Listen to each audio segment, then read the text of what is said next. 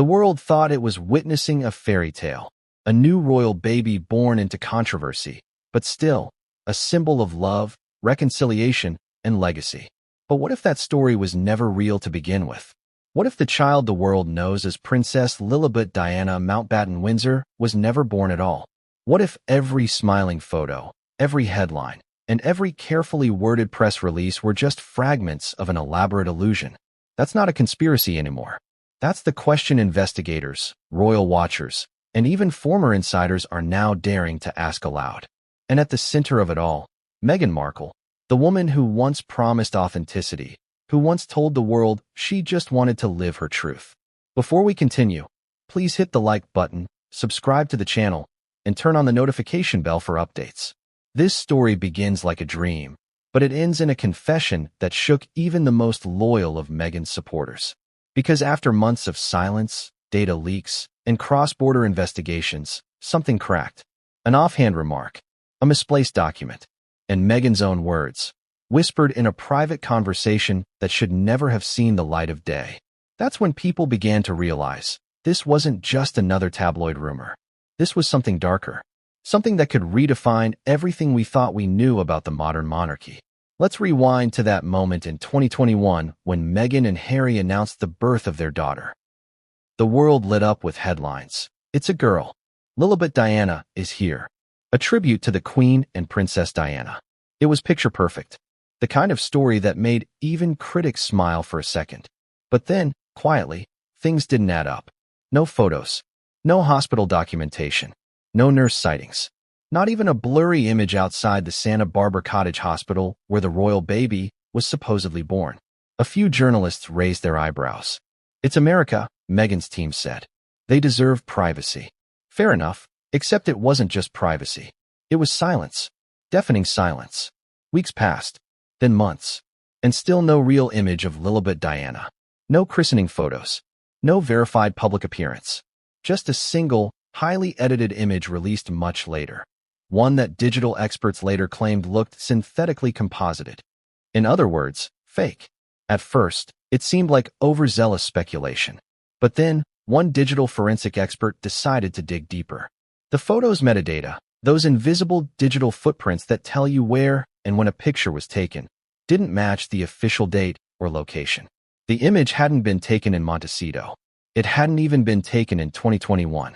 It traced back months earlier, to a photography studio in Los Angeles used for lifestyle branding shoots.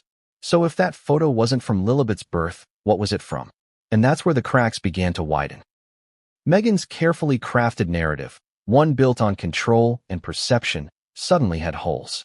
Her PR team scrambled, redirecting headlines toward her philanthropy work. Harry gave interviews about mental health.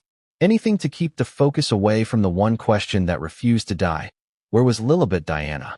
And that's when the whispers began. Among journalists. Among palace insiders. Even among people who had once worked closely with the Sussexes. The whispers said Meghan was hiding something. Not out of malice, but out of desperation. Something had gone terribly wrong behind the scenes. Something that couldn't be explained by privacy or family protection. The silence from Buckingham Palace only made it worse. The royal family, so quick to issue statements on lesser scandals, suddenly had nothing to say. No official welcome. No confirmation of the birth registration. Just silence. The kind of silence that feels like guilt, or perhaps fear. But fear of what? That question haunted everyone. It wasn't until an investigative journalist in London cross-referenced Californian public records that things began to spiral. There was no record of a birth under the name Lilibet Diana Mountbatten-Windsor at any major medical facility in or around Santa Barbara during that time frame. Not one. Could the records have been sealed for privacy? Possibly. But California law requires some public trace, even for celebrities. And yet, nothing. The journalist dug further. Birth announcements, county filings, hospital staff rotations, and then came the discovery that would send shockwaves through both sides of the Atlantic. A nurse at Santa Barbara Cottage Hospital claimed she was on duty that weekend, and she remembered no such royal birth. The world didn't hear her voice. Not yet. But her testimony, buried in a small investigative file, sparked something bigger. The deeper investigators looked, the stranger it became. Every digital photo released by the Sussexes seemed oddly coordinated, Different lighting angles, missing shadows, slightly mismatched eye lines, even differences in Meghan's jewelry and background details. To the untrained eye, they were beautiful family moments. But to analysts, they were composites, images built from fragments of other photographs. And that realization struck like lightning. If the visuals were manufactured, what about the rest of the story? There's an old saying in royal circles, the palace always knows. And yet this time, the palace didn't just know, it stayed silent. Sources claim that behind closed doors, royal aides had their own quiet investigation underway, particularly after questions about Lilibet's line of succession eligibility began surfacing. After all, to inherit royal titles, proof of birth and parentage is not symbolic, it's legal. But here's where the story takes its most unexpected turn. The call that changed everything didn't come from London or from a journalist. It came from Los Angeles, from someone inside Meghan's circle who claimed to have heard her say it. Those words would later be described as a confession, not in court, not to the media, but to a friend during what she thought was a private moment. Meghan allegedly said, "It was easier this way. Safer. No one will ever know." What did that mean? What was safer? Who was she protecting? Herself or something else entirely? At first, people dismissed it as taken out of context. But when the audio surfaced, faint, muffled, but undeniable, it sent a jolt through every newsroom that dared to touch the story. It wasn't just speculation anymore. It was evidence that something was wrong. And yet, even now, no one could agree on the full truth.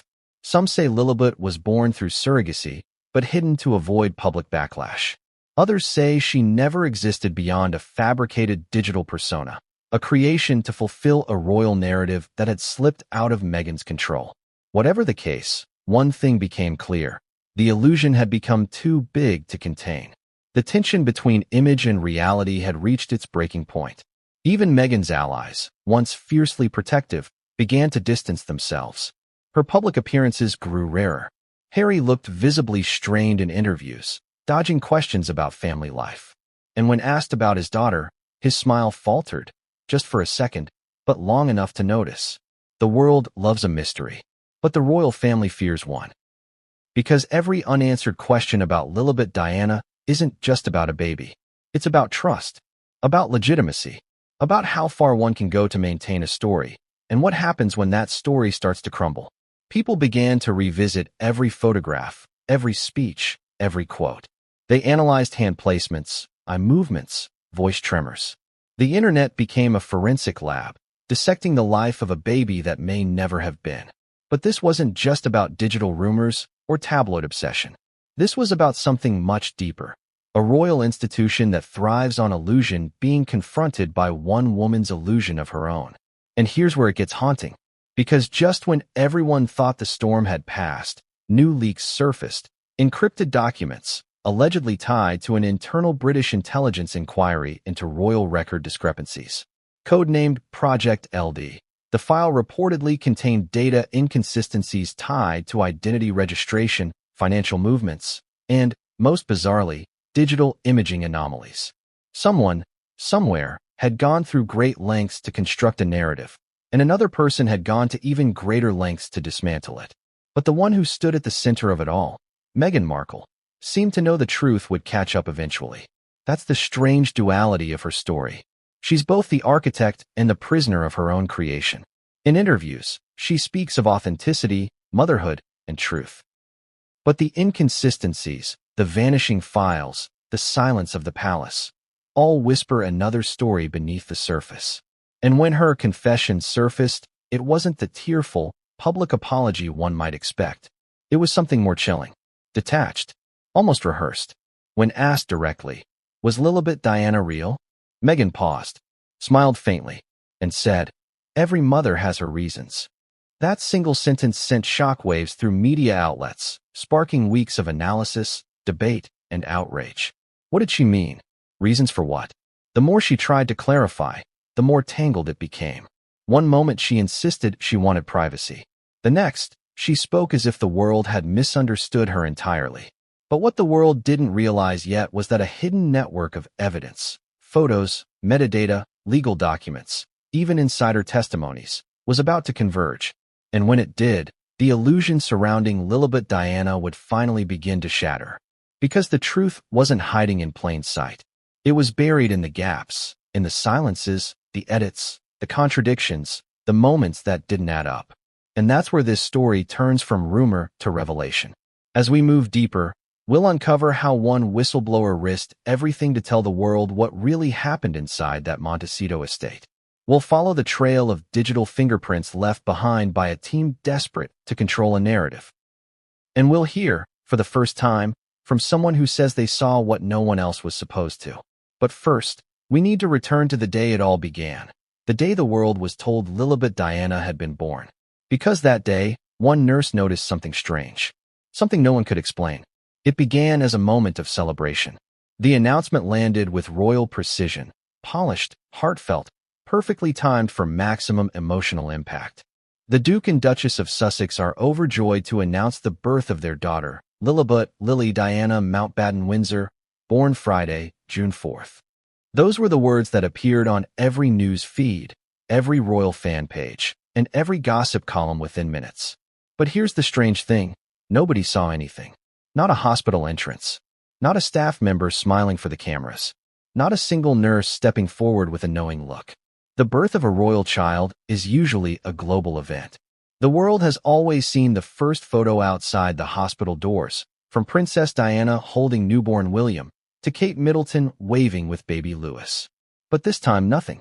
Just silence and a press statement. And it wasn't just silence. It was the wrong kind of silence. Santa Barbara Cottage Hospital, a place known for treating celebrities, should have been buzzing with reporters, photographers, or at least a curious passerby hoping for a glimpse. But that weekend, something was off. Local journalists later admitted they hadn't heard a thing. No ambulance sirens. No tightened security. No crowd control. It was as if the birth happened in a parallel reality.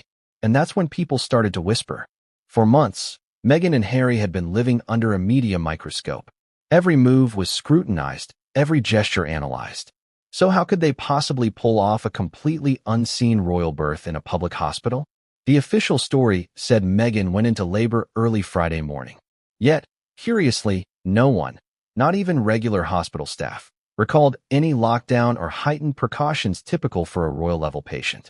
One staff member, speaking anonymously to an independent reporter, said, "If someone like Meghan Markle gave birth here, we'd know. Everyone would. It's impossible not to." But according to official records, no such event was logged. The press release stated the baby was healthy, weighing 7 pounds, 11 ounces. Standard detail, easy to believe. But for analysts who later compared the language to other royal birth announcements, something stood out. It was written like a corporate PR memo, not a hospital-certified birth report. It didn't come from the hospital. It came from Archewell. And that difference, small as it seemed, would matter later.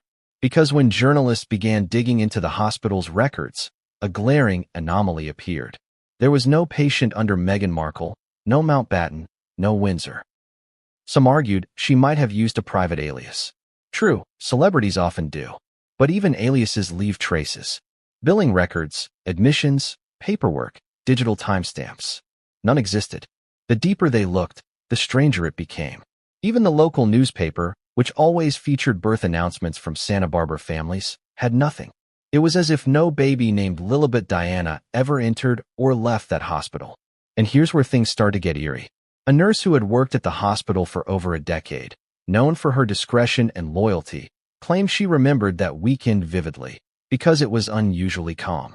She said, "If a royal was giving birth, we'd have been briefed. We weren't.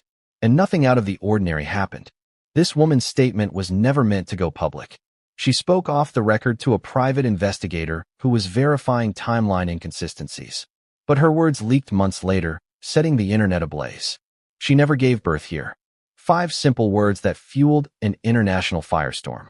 But let's pause for a second. Could it have been a home birth? Meghan had mentioned wanting a natural, intimate birth experience after feeling trapped by royal protocols with Archie. Maybe she decided to stay home. Maybe she didn't want another photo circus outside the hospital. That theory made sense, until it didn't. Because home births in California still require registration within 10 days. Yet, again, no birth certificate appeared. And that's when independent record researcher Neil Thompson stepped in. Thompson, known for uncovering falsified celebrity documents, ran a public record trace through multiple state databases. What he found was unsettling. There were records for children born that weekend, all except one. There was no registered infant named Lilibet Diana Mountbatten-Windsor, nor any variation of that name, anywhere in the system. When his findings hit social media, chaos erupted. Supporters accused him of conspiracy-mongering. Critics demanded transparency from the Sussexes. But Archewell stayed silent. Meghan's lawyers sent quiet warnings to publications hinting at defamation. The royal family issued no statement. And yet, behind palace doors, officials began whispering too. Royal births aren't just family milestones. They're constitutional events.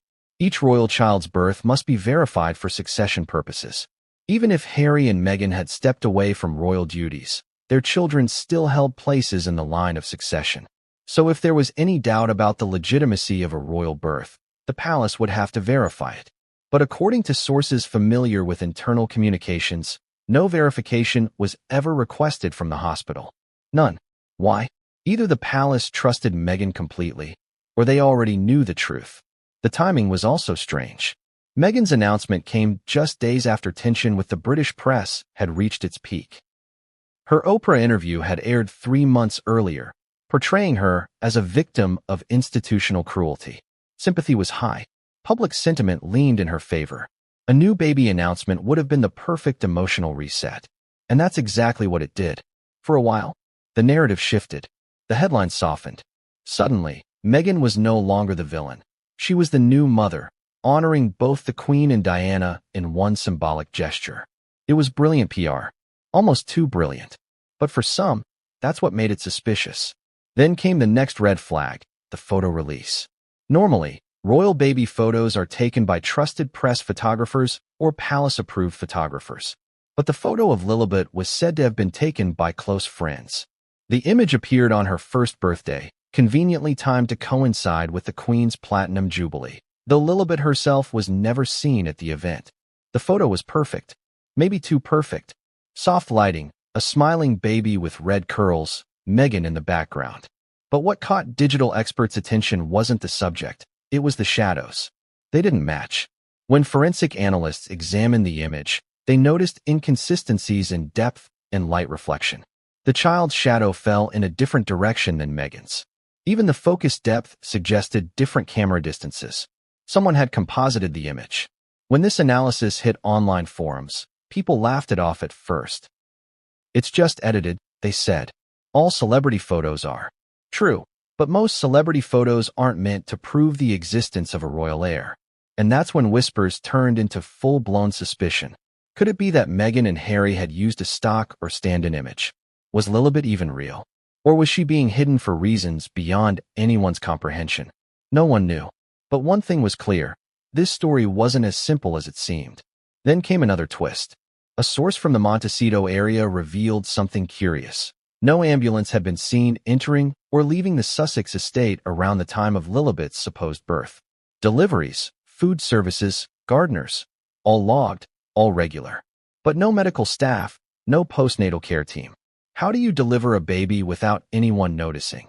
In a community where even the sound of a car door draws paparazzi attention. Even stranger, neighbors reported that Meghan and Harry were unusually quiet that week. No celebrations, no visitors, no movement at all. One neighbor, who lived 2 houses down, said she only saw Meghan outside once that weekend. And she didn't look like she'd just had a baby. But what did she look like? Rested, the neighbor said. Too rested. Those 2 words sent chills through readers when her quote appeared online months later. Because the more people looked at the timeline, the more it resembled a carefully constructed illusion.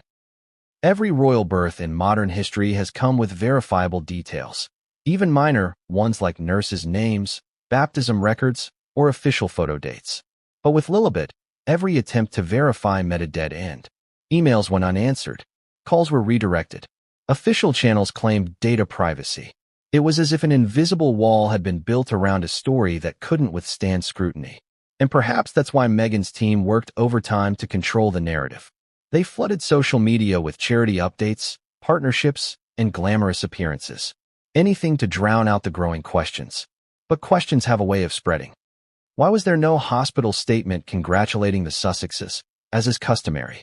Why did the Queen's office delay acknowledgement by nearly 2 full days?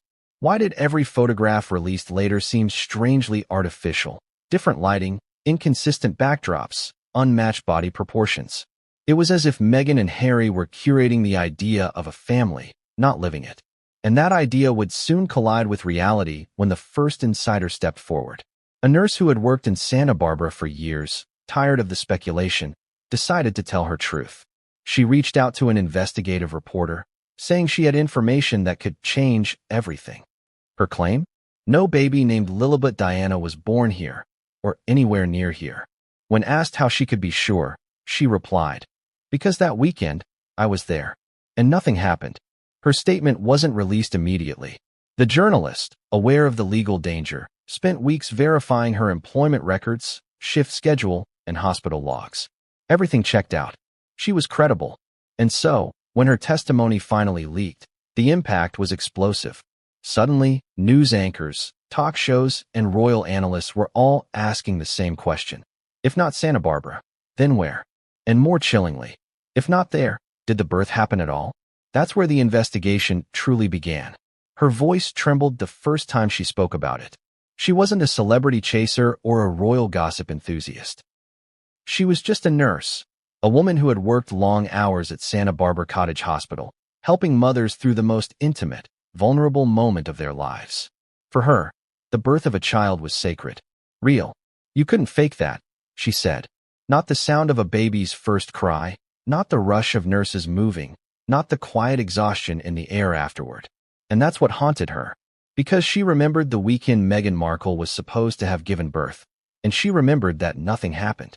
No security, no closed-off wing, no royal guards, no hushed whispers among staff.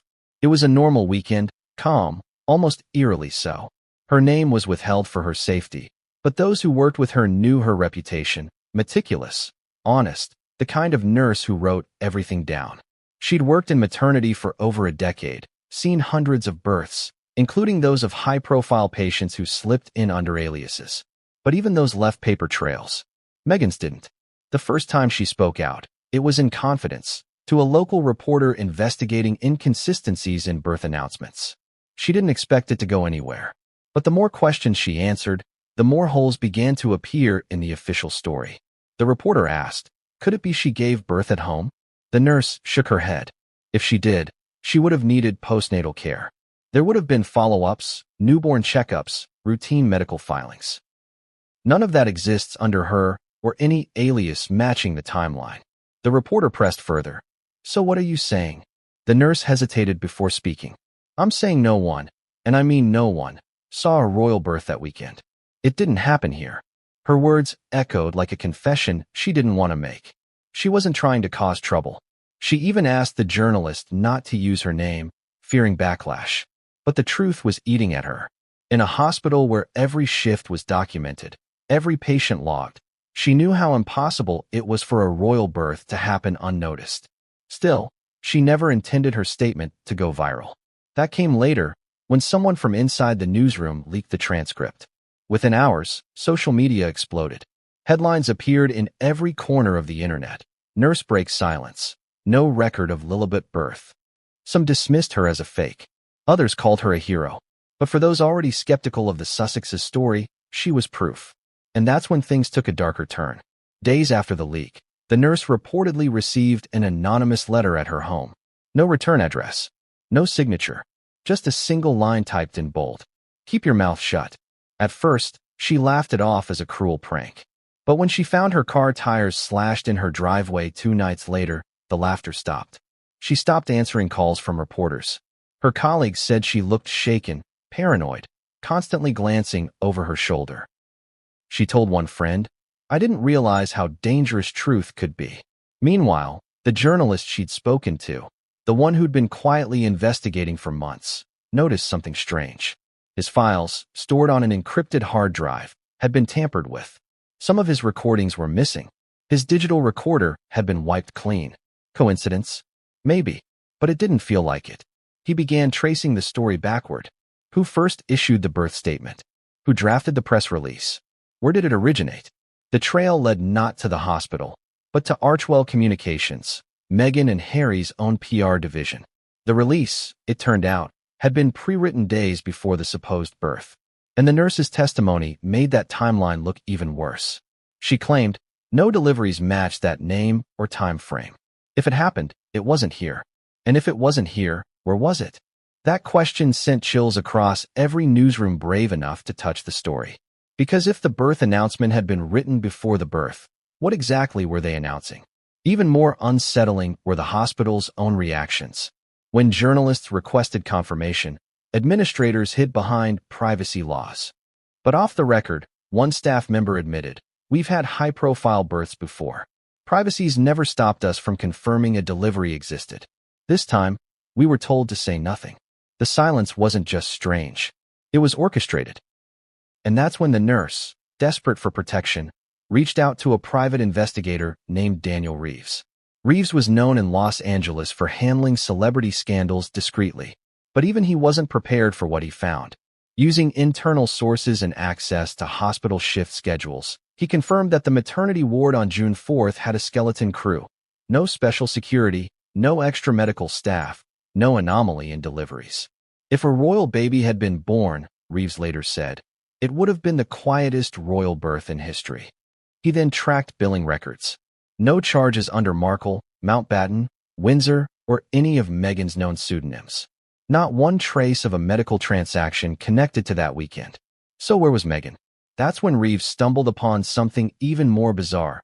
A sudden and unexplained delivery of medical equipment to the Sussex Montecito home 2 weeks after the alleged birth. A portable incubator, sterile supplies, postnatal care materials. The order was placed through a private vendor that had previously worked with entertainment productions, not hospitals. Reeves tried to contact the vendor. Within days, the business website went offline. The owner declined to speak, citing non-disclosure agreements. Something was wrong. The nurse, growing fearful, started receiving phone calls from unknown numbers. Sometimes the line would go silent. Other times, she'd hear faint static, as if someone were recording. She began documenting everything: call times, license plates, strange cars parked near her street. And then, as quickly as the noise began, it stopped. She went quiet for months. No more interviews. No more calls. She returned to her work, keeping her head down, refusing to speak publicly. But one night, according to a close colleague, she made a final remark before leaving her shift. "They buried something," she said. "And I don't mean a secret. I mean evidence." The colleague thought she was exaggerating, until an investigative team in the UK uncovered missing data entries in the hospital's digital filing system around that same time frame. Entries labeled restricted had been deleted from the backup server. Deleted entries that, based on timestamp clusters, matched the hours of June 4th through June 6th, the supposed birth window. Was it a cover-up, a system glitch, or something much worse? The nurse's warnings suddenly didn't sound paranoid anymore. Journalists tried to reach her again for comment, but she had moved out of Santa Barbara entirely. Friends said she relocated somewhere north, leaving no forwarding address. She just disappeared, one colleague said, packed her things overnight, and was gone. But before she vanished, she left behind one envelope addressed to the reporter she'd first spoken with. Inside was a short note and a single USB stick. The note read, "If you're reading this, I couldn't stay quiet. You need to see what they erased." The USB contained screenshots of hospital logs before they were deleted, patient names, room numbers, and timestamps. Among them, one peculiar entry, an unnamed VIP maternity reservation, listed for June 3rd, then abruptly canceled on the 4th. The reason for cancellation: no arrival. That phrase hit like a thunderclap. No arrival, meaning someone reserved the ward, prepared it for use, but never showed up. Could that someone have been Meghan Markle? The implications were explosive. If she had reserved the hospital for delivery but never arrived, it meant the entire birth announcement was built on a prearranged fiction, a script, a press rollout meant to coincide with a story that had not actually happened. Reeves, the private investigator, later said the USB was the closest thing to proof we have that the event never occurred as claimed. He tried to track the nurse down to confirm, but by then, she was unreachable. Every trail went cold. And yet, Whispers about her continued to circulate in royal media circles. Some claimed she'd fled the country under a new name. Others said she'd been quietly paid off, a settlement cloaked as early retirement. But no one could prove it. Her disappearance only deepened the mystery. Because when someone with no motive to lie risks everything to tell the truth and then vanishes, it usually means the truth was too dangerous to keep speaking. In the months that followed, her claims began to intersect with other pieces of the puzzle: digital footprints, internal leaks, even surveillance data from Montecito that hinted at strange activity around the Sussex residence. But it all started with her, the nurse who dared to whisper, "It didn't happen." And now, thanks to her courage, journalists had a lead, one that would take them straight into the digital shadows of the Sussex family's most guarded secret. Because if the birth didn't happen at Santa Barbara, where did it happen? Or maybe the real question was, did it happen at all? And that's exactly what one team of cyber investigators was about to uncover when they decided to analyze every photo Meghan and Harry ever released of Lilibet Diana. What they found inside those digital files would send chills through even the most hardened skeptics. Because the truth wasn't hidden behind hospital walls anymore. It was buried inside the pixels. The first time Oliver Quinn opened the folder labeled Baby A, Official Images, he thought it would be routine. After all, he'd analyzed hundreds of celebrity photo sets before. But this time, something was off, deeply off. He zoomed in, paused, and frowned. The lighting didn't behave the way it should. Shadows fell in two directions at once, as if the sun had changed position mid-frame. The woman's reflection in the window was a millisecond out of sync with her smile. Her eyes were bright, but not from sunlight. They glowed with the faint blur of digital enhancement. "Someone doctored these," Oliver muttered, leaning closer to the monitor. Badly. He didn't know it yet, but those files would become the centerpiece of one of the most bizarre celebrity investigations of the decade. A story that would unravel a carefully built fantasy and expose how easy it was to fool the world with pixels and narrative. The couple at the center of it all, Arya and Nathan Kingston, had built their brand on authenticity. They'd escaped royal duties, paparazzi harassment, and scandalous tabloids. Or so they said.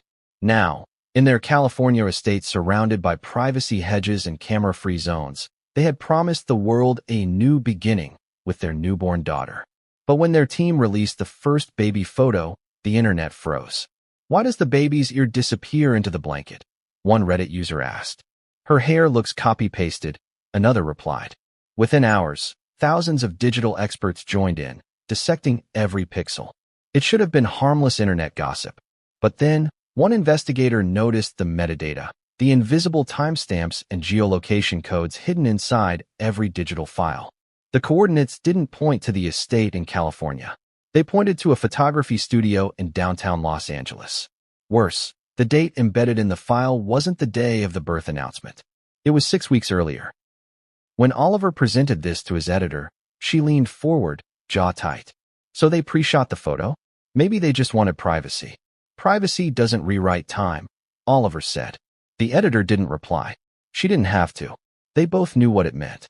Arya and Nathan hadn't released a family moment. They'd released a prearranged illusion. At first, the team thought it might be a one-off. Maybe the publicist had mixed up image versions. But when they requested raw files, they hit a wall. The couple's representative refused to share originals, citing security risks. That only fueled the fire. Online sleuths compared lighting patterns across every official photo the couple had released since the supposed birth. The same potted plant appeared in 3 different family shots, yet the shadows fell in opposite directions. A framed picture in the background changed size. The baby's blanket pattern mirrored itself, a telltale sign of digital cloning. Even stranger, the baby's facial features subtly shifted between photos, the nose slightly sharper, the eyes set differently. Some called it paranoia. Others whispered the unthinkable. Maybe there was no baby to photograph at all. Oliver wasn't interested in conspiracy. He wanted facts. He began tracking down the photographers credited for the shoots. Most refused to speak. One, however, a freelancer named Sarah, finally agreed to meet. They met in a quiet cafe on Sunset Boulevard. Sarah wore sunglasses even indoors. She looked nervous, glancing at the door every few seconds. "You said you took those pictures?" Oliver asked gently. She stirred her coffee. "Some of them. Not all." What do you mean? They called me for a branding shoot. Lifestyle stuff. Walking in gardens, soft focus portraits. No baby. Then weeks later, one of my images showed up online, but altered. There was a baby in it. A baby that wasn't there before. Oliver's stomach tightened. You're sure? I'd bet my camera on it. Sarah pulled out her phone and showed him a timestamp shot, the original image. Same pose, same expression, same setting. But no child in Aria's arms. Just an empty blanket. The revelation hit like a lightning bolt. Someone had added the baby later. Why would they do that? Oliver asked, though he already knew the answer. Sarah gave a bitter laugh. Because the world expected a miracle. And when the truth isn't convenient, people make one. That night, Oliver sent the data to a digital forensics lab. The results were conclusive. The images had been composited using multiple layers, with the baby digitally inserted from another source. The layer blending and shadow mismatches proved it. When the report hit his inbox, Oliver sat for a long time, staring at the words. Subject edition confirmed. He imagined Aria sitting in front of her laptop, approving the final edit, telling herself it was harmless. A little illusion to protect her family. A private decision. Except illusions, once released, take on a life of their own. The next morning, a story titled Digital Baby, The Photos That Don't Add Up, went live. Within minutes, the internet exploded again. Only this time, Aria's lawyers were ready. Cease and desist letters flooded inboxes. Accusations of defamation, invasion of privacy, harassment. The publication pulled the story within 24 hours. But by then, it was too late. Screenshots had spread across every corner of the web. People demanded answers. Had Aria faked her pregnancy? Was the baby real? Why release edited images at all? The couple's silence was deafening. Their social media accounts went dark. A scheduled public appearance was canceled due to unforeseen circumstances. Behind the scenes, however, panic was brewing. Insiders whispered that Nathan was furious, that he had begged Aria to come clean before the lies spiraled further. She refused. They'll never believe the truth anyway, she allegedly told him. Better to control the story than lose it. But control was slipping fast. One evening, Oliver received an encrypted email from an anonymous address. The subject line read, "You're looking in the wrong place. Check the backups." Attached was a single file, a partial log from the couple's cloud storage. It listed timestamps for uploaded media. Among them, a video labeled Baby Reveal Raw.mov. The upload date, 2 weeks before the birth announcement. Oliver's pulse quickened. He opened the video. The screen flickered, then stabilized. Aria in a white dress, Nathan smiling beside her. She cradled something wrapped in a blanket. But when she turned toward the camera, there was no baby inside. The blanket was empty. Then, faintly, someone off-camera said, "We'll add her later." The footage ended abruptly. Oliver leaned back, numb. Add her later. It wasn't just photos anymore. It was an entire narrative built in post-production. He knew what he had to do next. He had to go public, not with accusations, but with the evidence itself. So he compiled everything: metadata, composites, video analysis, testimonies. He drafted the article that night, every sentence sharpened like a blade. What we found in the digital files suggests the world's most private couple staged more than privacy. They staged parenthood. But before the story could go live, his editor called him into her office. Her tone was grim. "Oliver, the story's killed." "What? What?" "They've threatened to sue everyone. Us, the lab, even you personally. And someone high up called the publisher. They're scared." He stood there in silence. The truth was right in front of him, but money and power had buried it. As he packed his things, his phone buzzed.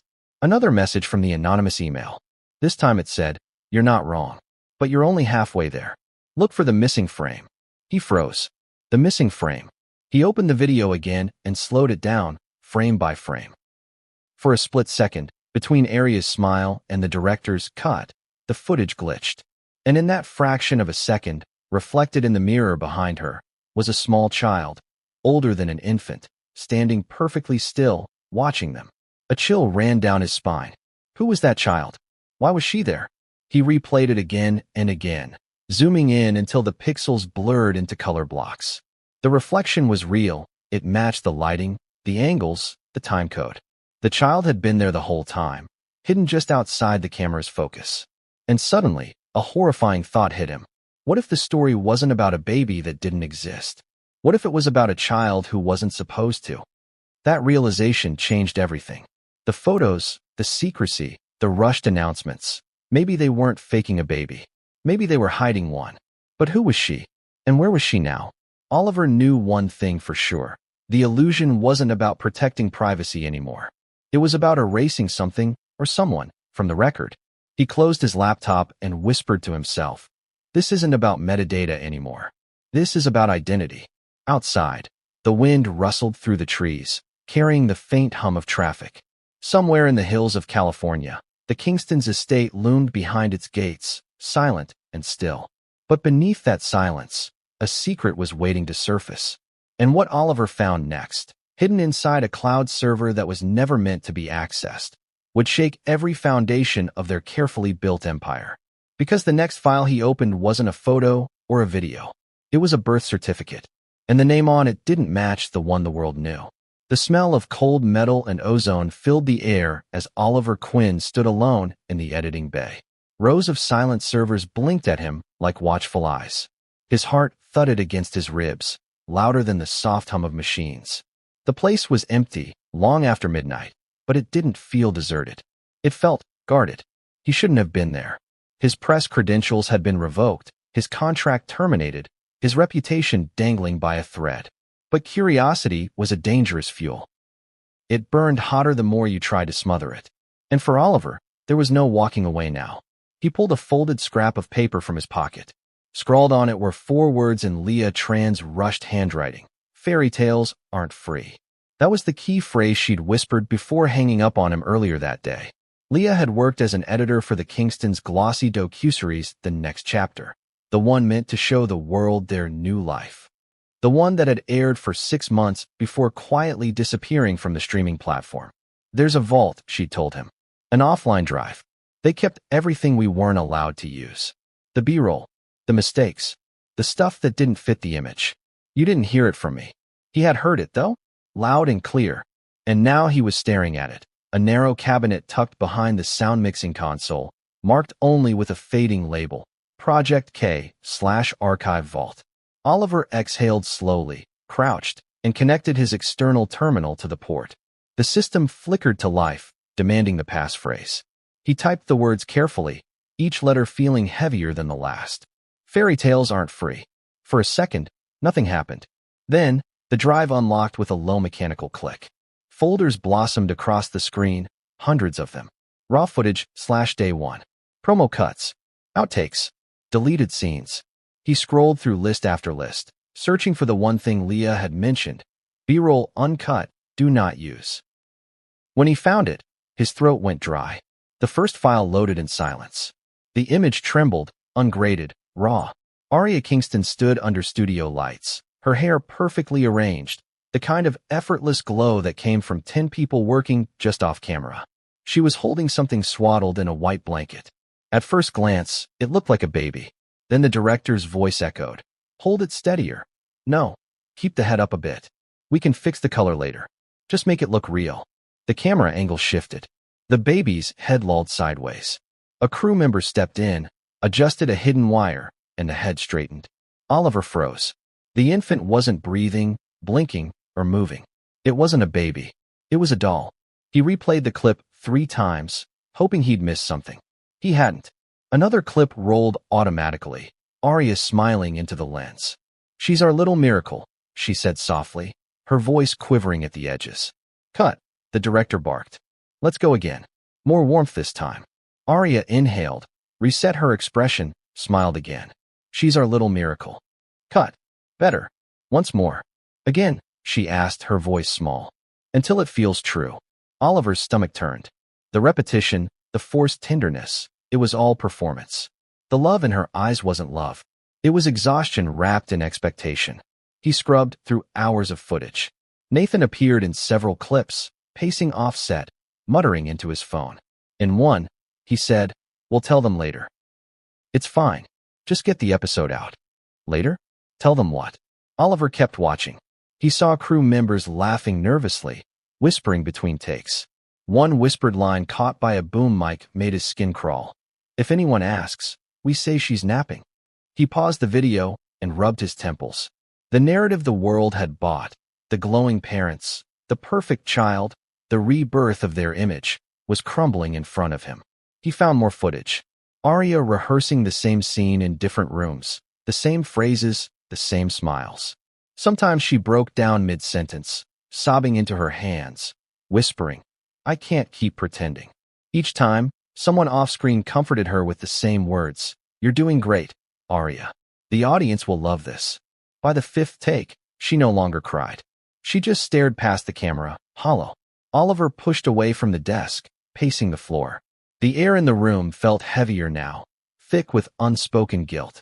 He opened another folder. This one labeled Press Materials /Cut from Final Edit. Inside was a rough sequence intended for a promotional trailer. The footage played like a fairy tale montage. Arya cradling the doll, Nathan leaning in, their smiles timed to gentle piano music. But at the very end of the clip, before the fade out, there was a jump cut, half a second of raw, untrimmed footage left behind. In it, Arya turned away from the camera and said quietly, "When she finally comes home, maybe I'll believe it." Oliver stopped breathing. "Comes home." He replayed it. The same line, the same fragile tone. It wasn't past tense. It was future tense. She was talking about someone who hadn't arrived yet. His pulse quickened. He checked the file's metadata, dated 3 months before the public announcement.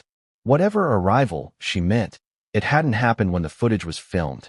He clicked deeper into the vault, following the timeline of edits. Every week leading up to the show's release, the files showed version after version, color-corrected, relabeled, exported. But at the end of the directory, one final file stood out. No title, no description, just a string of random numbers. Its creation date was months after the series had ended. He hovered over it, hesitated, then pressed play. The screen filled with static, then slowly came into focus. Arya again, but not the glamorous one. No makeup, no lights. Just her sitting on a stool, facing the lens.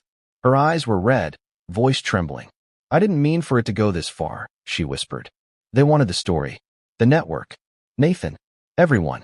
I thought if I just played along for a little while, it would fix itself." She paused, looked down, then back at the camera. But it didn't. It got worse. Oliver leaned forward. She continued, "The baby wasn't ready. The papers weren't final. We were supposed to wait. But Nathan said we couldn't. We'd already promised the sponsors. He said no one would know. That it's just television, not reality." Her voice cracked on the next line. "But reality doesn't go away. It waits." Then, as if realizing she'd said too much, she reached forward and shut off the camera. The video ended. Oliver sat motionless, staring at the blank screen. Every hair on his arm stood on end. This wasn't rumor anymore. It was confession. He quickly copied the file onto his drive. The export bar crawled slowly across the screen, each percent like a heartbeat. 96, 97, 98. The lights flickered. He froze. The monitor blinked once, then again. A warning message flashed. Remote connection detected. Someone was accessing the system from elsewhere. Files began vanishing from the directory one by one, deleted in real time. "No, no, no," Oliver whispered, slamming at the keyboard. He yanked the external cable free, sparks popping from the port. The screen went black.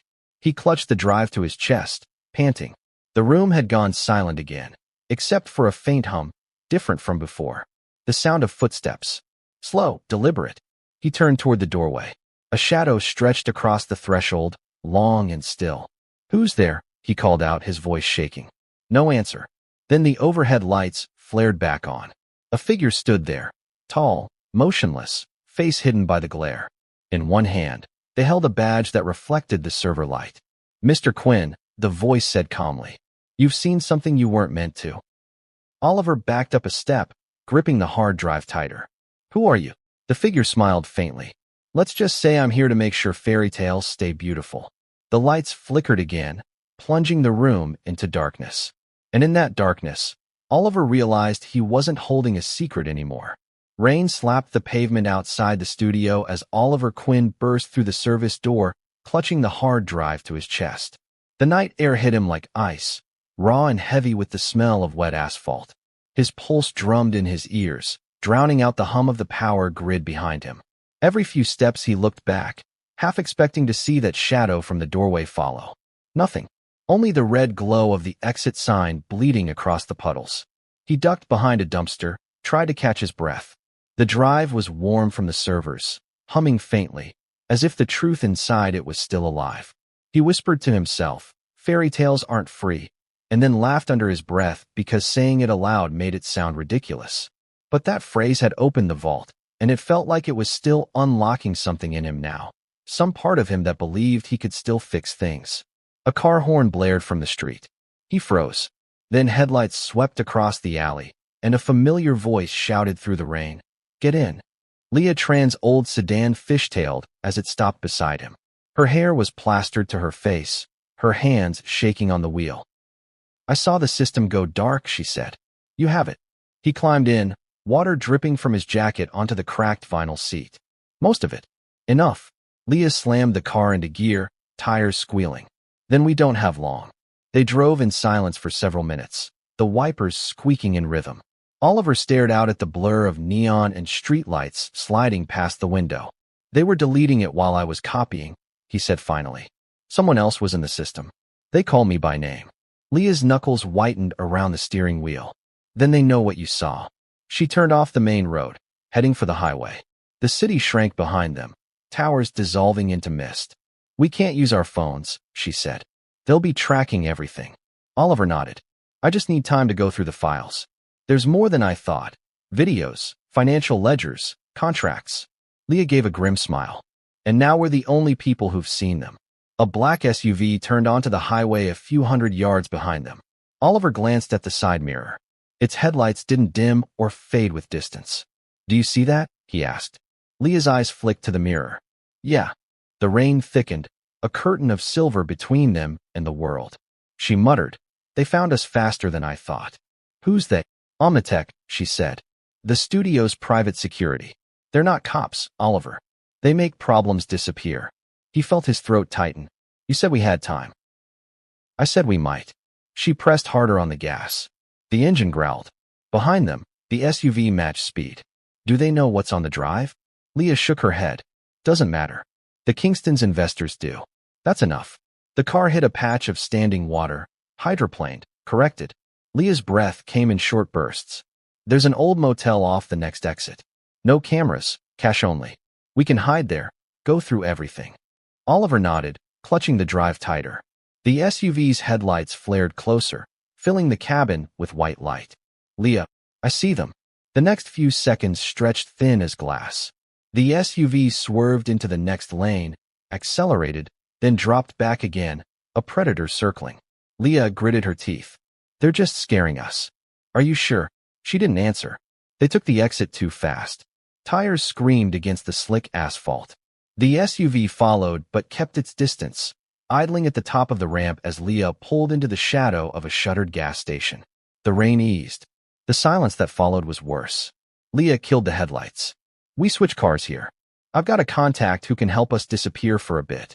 Oliver leaned forward, trying to see through the fogged windshield. "And if they follow, then we keep moving." She reached into the glove box, pulled out a burner phone still sealed in plastic, and tossed it to him. "No calls. No names. Just coordinates." He looked down at the cheap device in his hand, then back at her. "Leah, what happens if we fail?" She gave a hollow laugh. "We don't get the luxury of failure." A noise cut through the quiet, a door slamming somewhere behind the station. They both turned. Nothing moved except a sheet of rain sliding off the roof. Leah reached for the ignition again. "Let's..." She never finished the sentence. Something hit the rear bumper hard, jolting the car forward. The headlights burst back on, scattering light across the wet pavement. The first thing you notice when someone vanishes isn't silence. It's the static. That faint hiss on the line that shouldn't be there, like the world buffering for one impossible second before it deletes someone you love. When my producer, Chris, cut out mid-recording last night, I thought it was just another power surge.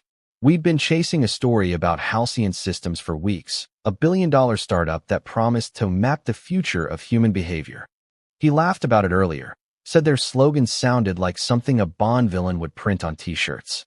At 9:47 p.m., he said, "Okay, recording now." At 9:48, the call glitched. At 9:49, his voice was gone. I waited for the reconnect beep. It never came. When I called back, the number didn't exist anymore. Not disconnected, erased. His email, his socials, even his cloud drive, all returned the same error: no user found. You don't need to be a conspiracy theorist to know that doesn't happen by accident. So this morning I did what I always do when something feels wrong.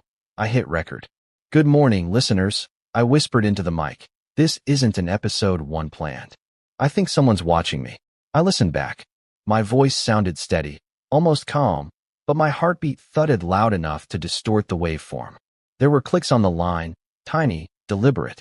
The same kind Chris and I heard the first week we started digging into Halcyon. Halcyon, the company that claimed to predict crimes before they happen. The company that built an algorithm so powerful it could trace future decisions like ripples on water. The company that just made my producer disappear. I opened his last file transfer, a compressed folder labeled Echo. Inside, one audio clip, 10 seconds long. I pressed play. Static. Then breathing. Then a woman's voice, soft, close, whispering through the speakers.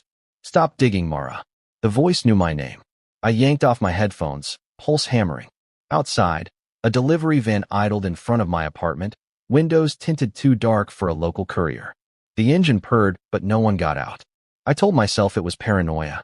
Told myself Chris would call any minute, that this was just bad routing, a glitch in some new privacy update. But deep down I knew. The line had gone dead because someone had cut it.